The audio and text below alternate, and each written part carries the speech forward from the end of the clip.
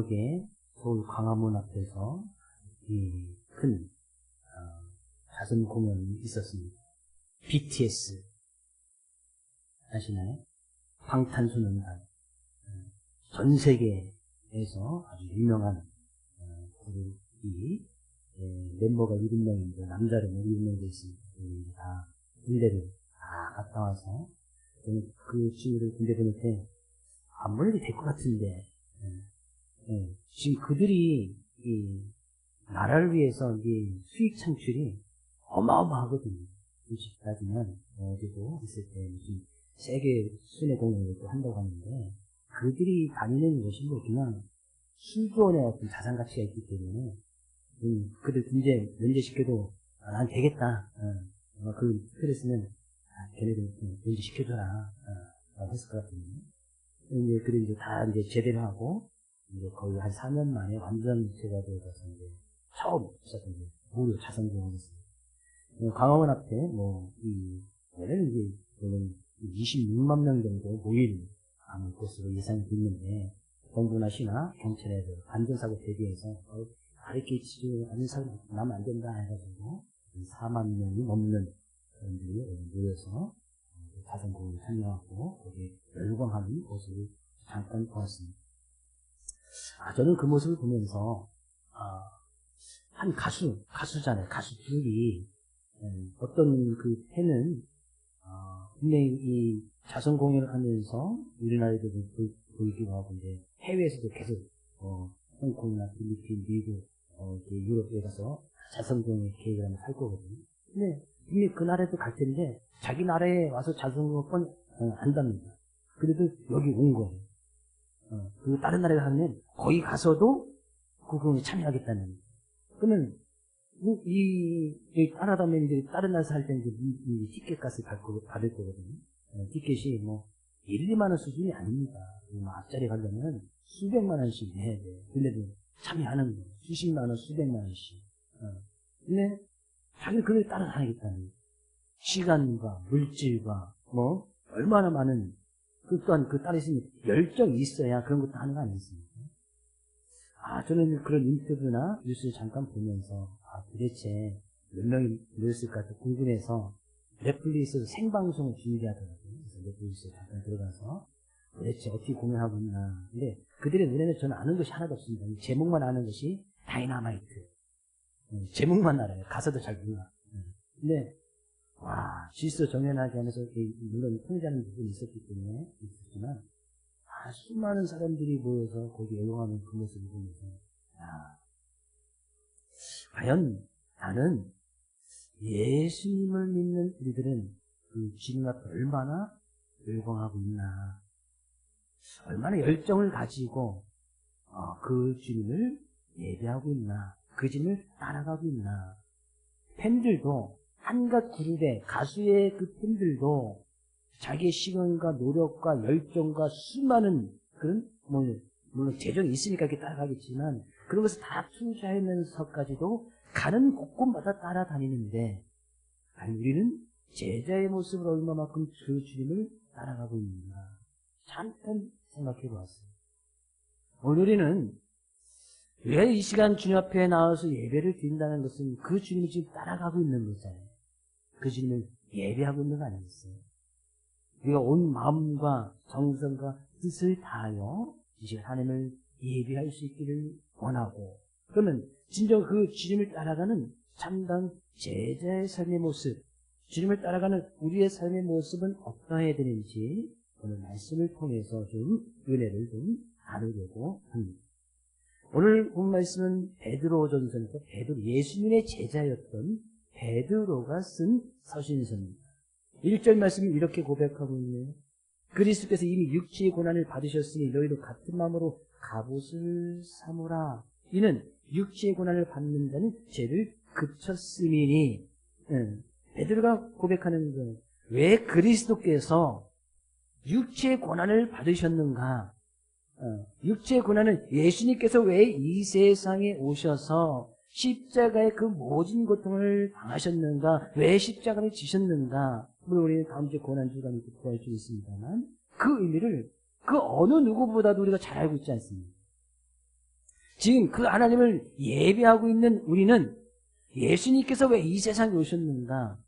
왜 십자가를 지셨는가? 왜 그 하나님과 동등됨을 취하실 그 분이 이 세상에 오셔서 그의 육체적인 고난을 당하셔서 십자가에 못 박혀 죽으셨는가? 그 의미를 너무나 잘 알고 있어요. 그러면 예수님께서 왜 그렇게 오셨는지 그 분명한 의미를 깨달아서 너희도 같은 마음으로 갑옷을 삼으라. 여기서 이제 갑옷이라는 것은 이 전쟁에 나가서 군인들이 입는 그 옷을 이야기하는 거예요. 어떤 상담의 무기나 그런 것들을 자기를 보호하기 위한 것이잖아요. 근데 그 갑옷을 지금 베드로는 뭐라고 표현하고 있습니까? 같은 마음, 그리스도의 마음으로 그 갑옷을 삼으라는 거예요. 그리스도의 마음, 그리스도께서 왜 이 세상에 오셔서 죄로 말미암아 죽을 수밖에 없는 우리를 위해서 그 고난을 당하십니까?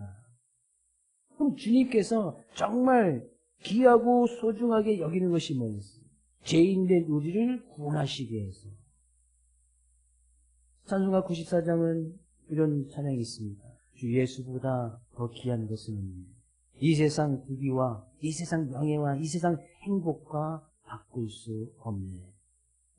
이제 말씀 마치고 찬양을 할 건데, 주 예수보다 더 귀한 것이 없는 그 믿음의 고백 아니겠어요? 저는 이 찬양 그대로 우리의 믿음의 고백이 되어지기를 주의를 축복을 드립니다. 근데 하나님의 입장에서 보면 주 예수보다 더 귀한 것이 있었어. 하나님의 입장에서 자기 아들이신 예수보다 더 귀한 것이 있었어. 그러니까 그 예수 그리스도의 십자가에 못 박혀 예수님을 내어 모신 거 아니겠어요? 예수보다 더 귀하게 여겼고 더 순하게 여겼던 바로 죄인된 우리를 구원하시기 위해서 하나님은 아낌없이 자기 아들 예수 그리스도의 십자가에 못 박도록 이 세상에 보내셨다. 우리는 그런 마음을 가져야 된다. 하나님을 예배함에 있어 예수 그리스도를 믿는 제자의 삶의 모습으로서 우리는 그런 마음을 가지고 있어야 돼. 그런 마음이 우리의 갑옷이 된단 말이에요. 그런 마음이 있어야, 갑옷이라는 것은 어떤 상대방의 공격이나 상대방의 무기에 대해서 나를 보호하는 것이잖아요. 근데 그런 갑옷이 있어야, 그런 마음이 있어야 우리를 제자답게 살지 못하게 하고 하나님의 백성답게 살지 못하다 그런 유혹과 미혹 속에서 그것을 막을 수 있다는 거예요. 근데 실제적으로 이 갑옷은 상대방의 유혹이나 무기나 위험 가운데 그것을 막아주는 역할도 하지만 이 갑옷은 내 안에 있는 죄가 뚫고 나오지 못하도록 하는 그런 역할도 합니다. 2절 가서 보니까요. 그 후로는 다시 사람의 정욕을 따르지 아니하고 하나님의 뜻을 따라 육체의 남은 때를 살게 하려 합니다. 그 이후로는 예수님을 믿고 나가는 우리들의 삶의 모습 가운데서는 더 이상 사람의 정욕을 따르지 아니하고, 그러니까 예수님을 믿어도 우리의 삶 가운데 정욕이 없어지지 않습니다. 정욕이라는 것은 욕심, 욕망, 예수님을 믿어도 그것이 없어지지 않아요. 삶 가운데 우리 욕심이 없는 분 계십니까? 난 욕심이 없어. 난 정욕이 없어. 나는 식욕이 없어. 혹시 그런 분 계세요? 그런 사람은 죽은 사람이에요. 죽은 사람은 정욕이 없어요. 죽은 사람은 식욕도 없어. 죽은 사람은 욕심도 없단 말이에요. 분명히 계속해서 말씀을 드리지만 예수님을 믿어도 우리의 죄가 없어지지 않습니다. 죄는 여전히 남아있단 말이죠. 우리 죄를 용서받은 것이지 우리의 마음속에서는 여전히 죄가 남아있어요. 그래서 1절에서도 이야기했듯이 고난을 받는 죄를 그쳤으니, 그러니까 죄가 없어졌다고 말씀하지 아니하고 죄를 그쳐야 된다. 죄가 우리의 마음을 뚫고 나와서 활동하지 못하도록 그 죄를 그치는 것이고 그 죄를 따르지 않는 것이지 죄가 있는 그 자체는 문제가 되지 않아요. 육체 모습을 가지고 살아가는 우리의 모습 속에서는 여전히 죄라는 것이 우리의 마음속에 남아있단 말이죠. 네. 이것이 없으면 사람이 아니라니까요. 죄가 있어. 그 죄가 있는 그 자체는 죄를 범한 것이 아니잖아요. 우리가 죄를 죄를 범하는 것은 나쁜 행동, 나쁜 짓, 죄를 범했다라고 성경 표현하는데 죄는 여전히 있단 말이죠. 근데 갑옷을 삼는다는 것은, 예수님의 마음으로 갑옷을 삼는다는 것은 이 죄의 마음이 바깥으로 내 입이나 내 손과 발로 내 생각으로 그것이 뚫고 나오지 못하도록 이 갑옷을 듣고 해야 이것이 뚫고 나오지 못한다 그럽니다. 결국 이 갑옷은 외부의 세상적인 유혹이나 미혹 가운데서 그런 유혹을 통해서 내 안의 정욕이, 내 안의 욕심이, 내 안의 죄가 뚫고 나오지 못하도록 이 갑옷을 단단히 입어야 되고 이 갑옷을 두터이 해야 된다. 그 갑옷이 뭐냐? 베드로는 그리스도의 마음이라고 이야기합니다. 예수님의 마음. 예수님의 마음 가운데 뭐예요? 주님께서 왜 이 세상에서 육체의 고난을 받으실 수밖에 없었는가? 그 마음이거든요. 왜 예수님께서 십자가를 지실 수밖에 없었어요? 왜 예수님께서 이 세상에 오실 수밖에 없었느냐 말이죠. 왜 예수님께서 그냥 죄로 말미암아 죽을 수밖에 없는 우리를 그냥 죄짓도록 내버려 두셨다가 어차피 하나님 믿든 안 믿든 나중에 하나님 앞에 다 서서 심판받을 텐데 그냥 심판받도록 그냥 내버려 두면 그만이시지. 왜 굳이 죄인된 우리를 구원하시기 위해서 신이 육체적인 고난을 당하셨느냐. 그 마음이 갑옷이다.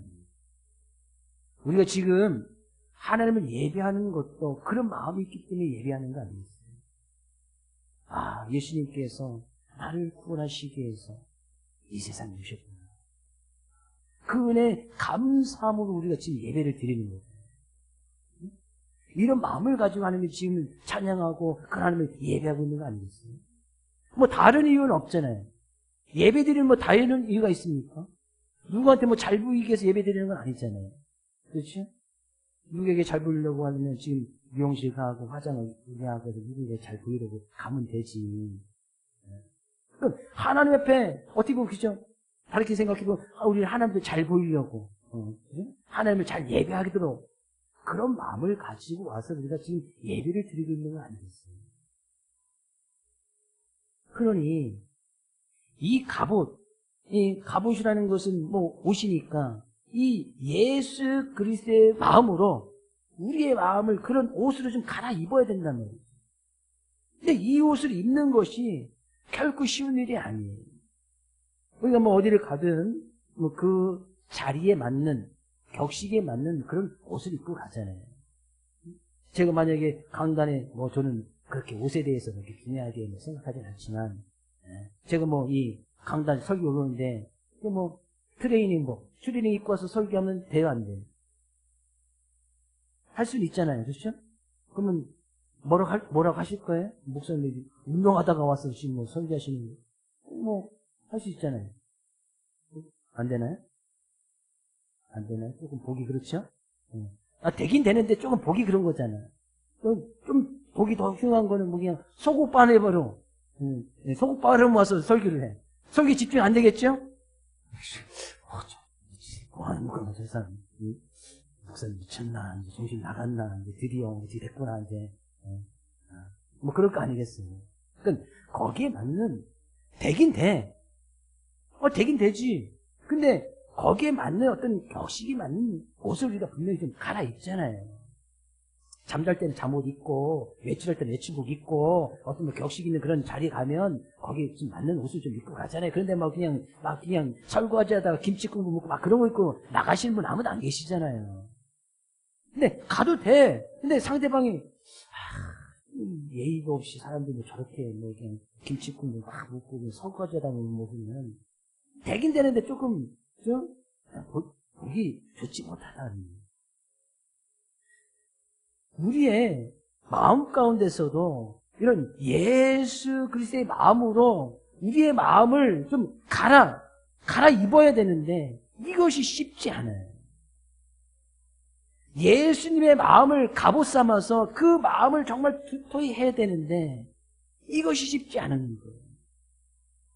어느 삶의 부분 요소에서는 분명히 이 갑옷이 얇은 쪽이 있어.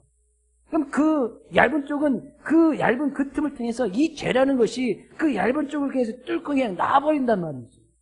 어떤 것이 대표적으로 이야기하는 거예요? 베드로는 이야기하는 3절. 너희가 음란과 정욕과 술 취함과 방탕과 향락과 무법한 우상 숭배를 하여. 이런 부분에서 우리가 예수님의 마음으로 갑옷을 듣고 있지 아니하면 그런 약한 부분이 있으면 그 부분이 뚫고 나와버리는 거예요. 음란이나 정욕이나 술 취함이나 방탕함이나 향락이나 무법한 우상 숭배나 여러 가지 베드로가 이야기하겠지만 저는 왜 베드로가 이런 것을 이야기했을까? 이들의 공통점이 뭘까? 잘 생각해 보면 거기 한 번 빠진 사람들은 무감각해집니다. 술 취하면 감각이 없어지잖아요. 그렇죠? 술 취한 사람 막 때려도 아픈 줄도 모르고 막 욕해도 그냥 욕하는 줄도 모르고 향락에 딱 빠져있는 사람 감각이 없어집니다. 창피한 것도 모르고 부끄러운 것도 모르고 감각이 없어지는 거예요. 우상숭배에 빠진 사람들 잘 생각해 보십시오. 감각이 없어져요. 창피한지도 몰라요. 자기 것이 맞다고만 이야기해. 전혀 다른 사람들의 이야기를 들으려고 하지 않아요. 음란이나 정욕에 빠진 사람 생각해 보십시오. 다른 것은 보이지 않아요. 그냥 자기의 욕심이나 정욕을 따라가서 육체적인 쾌락만 위해서 살아가려고 하지 다른 것은 전혀 들리지 않습니다. 행위에 의뢰선 근데 그런 부분에 약해져 있으면 아무리 말씀을 이야기해도 들리지 않는다니까. 감각이 없어지는 것. 아무리 하나님의 말씀이 진리라고 이야기해도 그 진리의 말씀을 따라 예수 그리스도의 마음으로 그 갑옷을 두터이 하려고 옷을 갈아입으려고 하지 않는단 말이에요.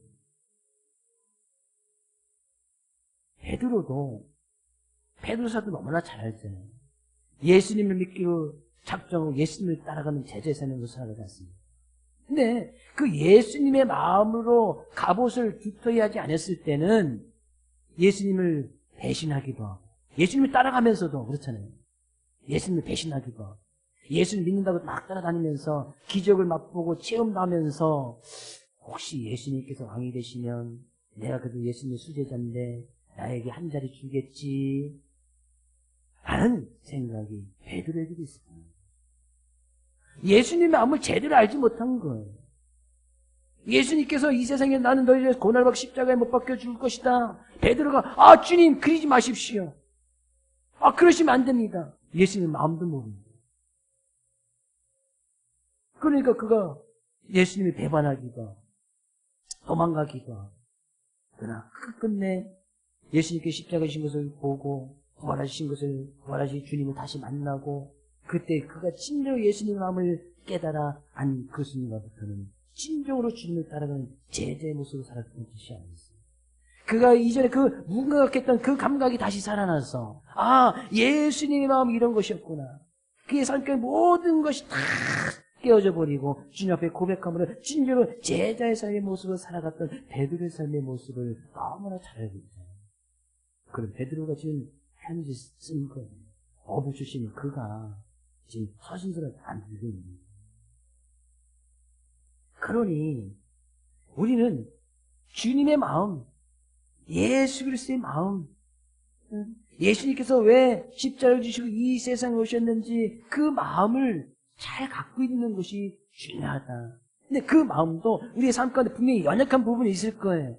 어떤 분은 정욕에, 어떤 분은 세상적인 유혹에, 어떤 분은 또 세상의 어떤 우상숭배라든지, 어떤 분은 어떤 물질 부분에 약한 부분이 있을 거예요. 근데 그 약한 부분을 그리스도의 마음으로 두껍게 갑옷처럼 두껍게 하지 아니하면 항상 그 부분에서 죄가 뚫고 계속해서 올라오는 거예요. 그럼 계속 그 부분에 넘어지죠. 베드로가 이야기하는 거예요. 그런 부분이 있다면 주님께서 왜 이 세상에 오셨는지 그 마음으로 갑옷을 좀 삼아라. 내가 왜 종욕이 약한지, 내가 왜 물질이 약한지, 내가 왜 술침에 약한지, 왜 내가 세상적인 유혹에 약한지, 내가 왜 우상숭배에 약한지 그 부분을 주님의 마음을 한번 잘 생각해 보란 말이에요. 그러면서 뭐예요? 이제는 2절 말씀 다시 한번 볼까요? 그 후로는 다시 사람의 정욕을 따르지 않고 하나님의 뜻을 따라 육체의 남은 때를 살게 하려 함이라. 그럼 결국에 우리가 육체의 남은 때가 있잖아요. 그 남아있는 그 시기는 다 다르겠지요? 그렇죠? 어느 분은 뭐 10년이 남았을 수도 있고, 어떤 분은 20년이 남았을 수도 있고, 어떤 분은 뭐 30년이 남았을 수도 있고. 우리나라 평균 기대 수명, 사람들이 기대하는 수명이 있습니다. 우리나라는 사람들은 이 정도 나이까지 살았으면 좋겠다라는 그런 기대 수명이 있는데, 그 기대 수명이 86세 정도 됩니다. 86세. 그러니까 우리나라 사람들이라면 86세 정도는 살 수 있겠다. 평균이에요, 평균. 그렇게 기대한단 말이에요. 그게 기대하는 거예요, 기대 수명이. 이 기대 수명이 상당히 높습니다. 전 세계적으로 따라봤을 때 상당히 높아요. 86세면 거의 위에서 한 10번째 안에 드는 그런 조건을 사람들이 그렇게 기대한단 말이에요. 그만큼 우리나라가 어떤 경제적인 것이나 사회의 인프라 그렇게 잘 갖춰져 있단 말이죠. 그래서 사람들이 이렇게 한다면 충분히 이 정도까지는 살 수 있겠다. 그게 기대한단 말이에요. 기대를 더 이제 사시는 분도 계시고, 저는 뭐 축복된 말씀을 드리기를, 이거 뭐 기대 이상은 살아셔야 되잖아요. 그렇죠? 기대 이상, 기대 이상. 그러나 육체의 남은 때는 반드시 있단 말이죠. 육체가 맞춰지는 날은 반드시 있어요. 그러면 육체가 남은 그때는 분명히 하나님께서 아시겠지만, 그때까지 우리가 예수 그리스도의 마음을 갑옷 삼아서 더 이상 우리가 육체가 원하는 육체의 정욕을 따라가지 아니하고 세상 유혹을 따라가지 아니하고 그 제가 내 마음으로 뚫고 올라와서 그 죄를 따라가는 것이 아니라, 하나님의 뜻이 무엇인지, 하나님의 뜻은 뭐예요? 예수 그리스도 이 세상에 보내서 우리도 참다운 구원받은 자, 백성다운 자녀다운 모습으로 살아가게 하는 것이 하나님의 뜻 아니겠어요? 항상 기뻐하고 쉬지 말고 기도하고 범사에 감사하는 것이 하나님의 뜻 아니겠어요? 정말 이 세상의 삶 가운데서도 참다운 기쁨이 무엇인지, 즐거움이 무엇인지, 그것이 하나님의 뜻이란 말이죠. 하나님의 자녀들이 이 세상에 살아갈 때도 정말 기쁘고 즐겁게 살아갔으면 좋겠다. 이것이 하나님의 뜻 아니겠어요? 그럼 어떻게 기쁘고 즐겁게 살아갈 수 있느냐? 세상 사람들은 음란, 종욕, 술 취한, 방탕, 향락 이런 것에 기쁨과 즐거움을 찾으려고 하죠. 그러니까 그 끝은 정말 그 끝에 기쁨과 즐거움이 나와 있습니다. 제가 소드의 BTS 그 공유했지만 그들이 떠난 자리에는 뭐 잠시의 기쁨과 즐거움이 있을 수 있겠지. 그들 팬심을 가지고 살아가는 동안 기쁨과 즐거움이 있을 수 있겠지. 그러나 그것이 영원합니다. 그것이 그들의 구원과 그들에게 참다운 영생을 보장해 줍니다. 영원하지 않아요. 잠시 왔다 없어집니다. 결국엔 그 세상 사람들이 즐겨 찾는 그런 향락과 방탕함과 세상 사람들이 즐기는 기쁨과 즐거움의 끝은 결국엔 허망함과 험한만이 남는 거 아니겠어요? 육체에 남을 때, 그때는 정말 후회의 계절이 있게 되지는. 그러니 우리는 어떤 마음을 가지고 살아가야 하느냐. 육체에 남을 때 그때 보면서도 분명히 심판을 받을 것이니, 하나님의 뜻을 분명히 깨달아서 이번 한 주간도 그리스도의 마음으로 갑을 삼아서 우리의 삶가운데 계속해서 넘어지는 부분이 있으면 계속해서 우리는 그 부분에 넘어져요. 사단이 이 넘어지는 부분 너무나 잘 알거든요. 그 죄에서 계속해서 승리하기 위해서 그 부분을 계속 넘어지는 분이에요. 근데 실질적으로 세상 가운데 유혹하는 것을 보면 그렇게 많지 않거든요.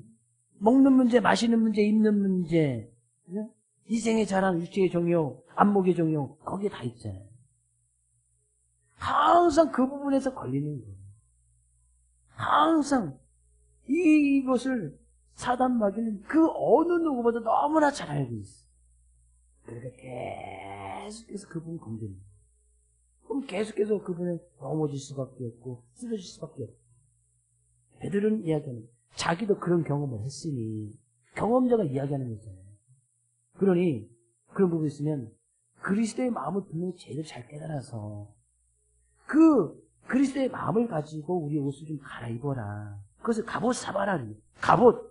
그냥 외부의 세력이나 유혹이나 미혹에 그것을 뚫지 못하도록 하고 내 안에 죄가 뚫고 나오지 못하도록 주님의 마음을 갑옷을 삼아서 이번 한 주간도 그리스도의 마음을 따라 참다운 제자의 모습으로 백성다운 모습으로 그 하나님의 뜻을 쫓아서 하나님께서 원하시는 바를 주님의 뜻을 이루며 살아갈 수 있는 이 사랑하는 모든 성도들 될 수 있기를 주의 이름으로 축복을 드립니다.